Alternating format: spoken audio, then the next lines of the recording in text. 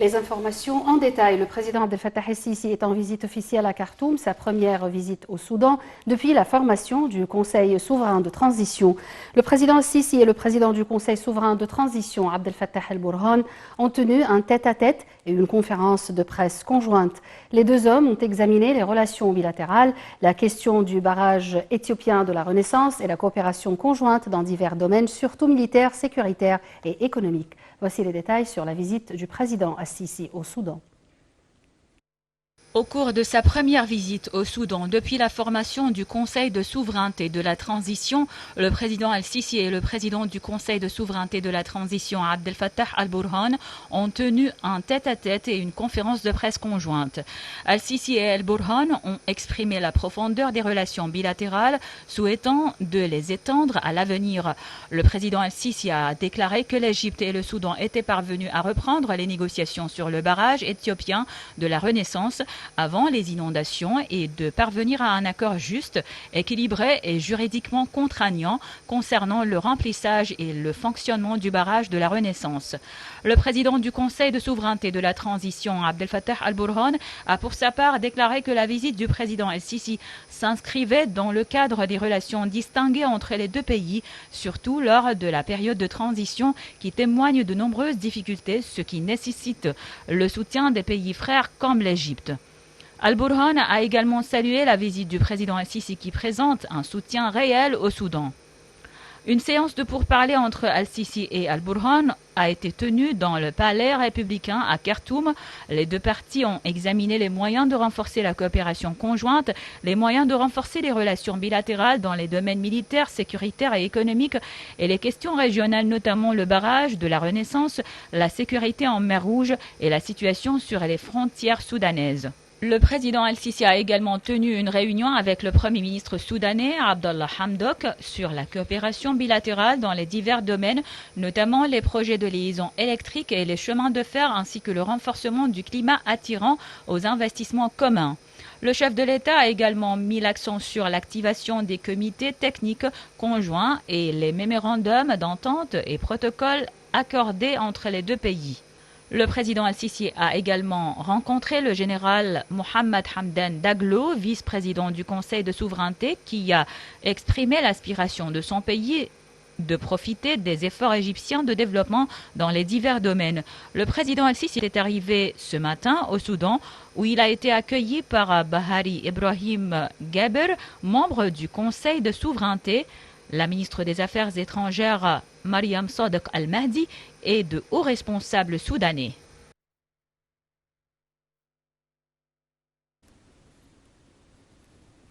Toujours dans le cadre de cette visite, les relations entre l'Égypte et le Soudan reflètent une histoire commune aux dimensions régionales et internationales.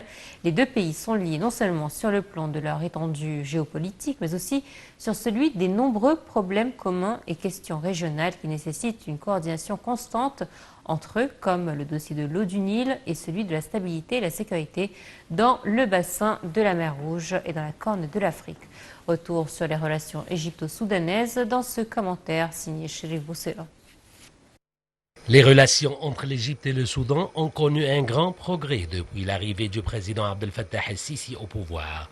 En outre, les réunions des ministres des Affaires étrangères et des chefs du service de renseignement des deux États suivent un mécanisme clair pour mettre les choses en perspective et empêcher les parties extérieures d'essayer de profiter de toute situation aux dépens des intérêts des deux peuples. Après la révolution qui a éclaté au Soudan le 18 décembre 2018, l'Égypte a affirmé son soutien total au choix du peuple soudanais frère et sa liberté à diriger l'avenir de son pays. En avril 2019, en pleine période de transition au Soudan, le ministère égyptien des Affaires étrangères a émis un communiqué dans lequel il a réaffirmé que l'Égypte exprime toute sa confiance à la capacité du peuple soudanais frère et à son armée nationale afin de surmonter cette étape critique et ses défis jusqu'à réaliser ses aspirations vers la stabilité, la prospérité et le développement. Et que l'Égypte appelait la communauté internationale à soutenir le choix du peuple soudanais à ce moment historique, appelons les pays frères et amis à le soutenir et à aider à réaliser une transition pacifique vers un meilleur avenir. Le 23 avril, le président Abdel Fattah el-Sisi a convoqué au Caire un sommet consultatif des partenaires régionaux du Soudan. Le 20 juin, l'Égypte, en sa qualité de président de l'Union africaine, a dirigé à Addis Abeba la réunion des ministres des Affaires étrangères des pays partenaires régionaux du Soudan, à savoir l'Éthiopie, le Congo, l'Afrique centrale, le Djibouti, le Kenya, le Rwanda, la Somalie, l'Afrique du Sud, le Soudan du Sud, l'Ouganda, le Nigeria, l'Érythrée et le président de la Commission de l'Union africaine. L'Égypte, entre autres États africains et arabes, a joué le rôle de médiateur entre les parties soudanaises jusqu'à la signature au Soudan en juillet 2019 de l'accord des Soudanais sur la composition d'un conseil souverain de 3 ans et d'un gouvernement civil comprenant des compétences nationales indépendantes, si bien qu'après sa nomination, le premier ministre soudanais, Abdullah Hamdouk, a remercié l'Égypte et tous les autres partenaires pour avoir aidé le Soudan à traverser la période difficile et à parvenir à un accord politique sur la formation des institutions du gouvernement de transition. L'Égypte et le Soudan ont signé le 2 mars 2021 à Khartoum un important accord de coopération militaire paraphé par Mohamed Farid, chef d'état-major des forces armées égyptiennes, et son homologue soudanais Mohamed Othman Al-Hussein. Cet accord boucle plusieurs mois de discussions entre les deux pays. Selon le chef d'état-major soudanais, l'objectif de l'accord est d'assurer la sécurité nationale des deux pays et de mettre sur pied des forces armées pleines d'expérience et de connaissances. La politique égyptienne vise à promouvoir les relations économiques communes et à leur donner un essor qualitatif. Le Soudan est le seul État qui a un consulat à Assouan, ce qui provoque la croissance du volume des échanges commerciaux.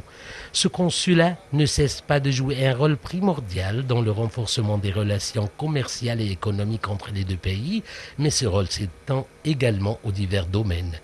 Les relations commerciales entre l'Égypte et le Soudan ont connu une croissance remarquable ces dernières années, grâce à l'adhésion des deux États à la grande zone de libre-échange arabe et au COMESA. Le volume des investissements égyptiens au Soudan a atteint 2,7 milliards de dollars, alors que les investissements soudanais en Égypte ont atteint environ 81 millions de dollars. Il existe également des projets stratégiques égyptiens au Soudan, dont celui de la culture de 100 000 fédans dans le gouvernorat du Nil bleu, celui de la production des viandes sur une superficie de 40 000 fédans dans le gouvernorat du Nil blanc, celui la voie fluviale entre les ports d'Assouan et de Halfa pour le transport des marchandises et des personnes. Parmi les principaux projets conjoints entre les deux pays figure la construction d'une route côtière entre l'Égypte et le Soudan, long de 280 km, le projet routier Kustul-Wadi Halfa, qui s'étend sur 34 km sur les territoires égyptiens et 25 km sur les territoires soudanais, et la route Assouan-Wadi Halfa d'Angola. Les projets conjoints les plus récents lancés par les deux pays sont le projet du port terrestre Kustul-Ashkit, le plus important portail égyptien vers l'Afrique, qui contribue à une augmentation importante des échanges et des investissements entre l'Égypte, le Soudan et le continent africain.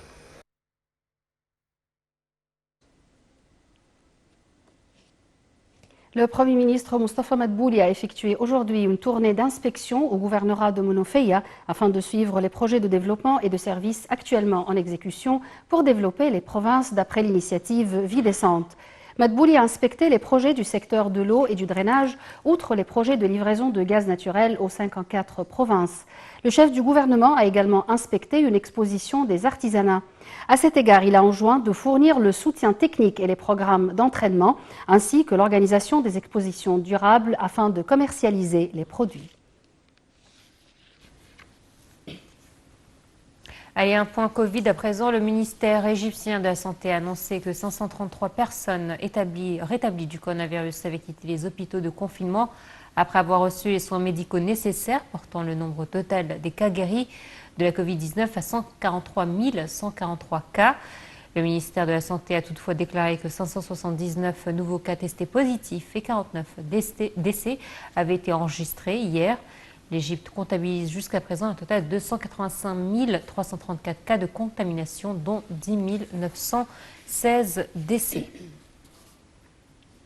L'Organisation mondiale de la santé a exhorté les gens à ne pas gâcher l'espoir créé par les vaccins en relâchant leurs efforts face à la pandémie qui fait toujours rage dans de nombreux pays. En Italie, le ministre de la Santé a annoncé un tour de vis dans la lutte contre l'épidémie qui a fait près de 100 000 morts, instaurant de nouvelles restrictions dans 3 régions.